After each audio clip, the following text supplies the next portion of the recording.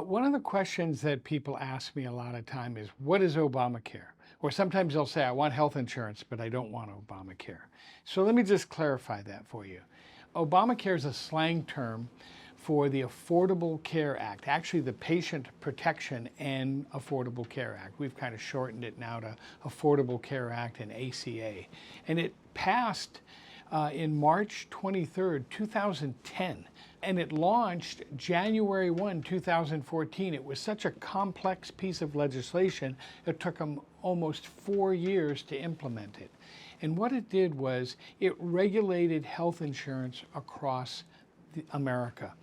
And not just individual and family plans, but group insurance. There's a lot of things that health insurance now must do, and certain ways that health insurance must be offered, and certain things that employers must do and individuals. Sometimes, I ask myself, we know how expensive health insurance is. How dare they call it the Affordable Care Act? How do they get away with that? Well, guess what?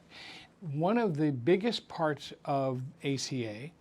were these federal tax credits that help us pay for our premiums.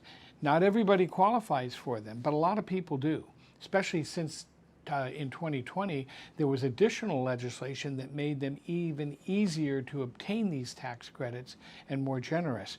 So when people are eligible for these federal tax credits, health insurance can begin to become affordable. And so we'll talk more about in other videos about how who qualifies for these subsidies and how one can get the subsidies. But bottom line is that if you're buying health insurance in America, you're impacted one way or another by Obamacare. And so we're just going to make sure you understand the best way to go about getting health insurance for you and your family.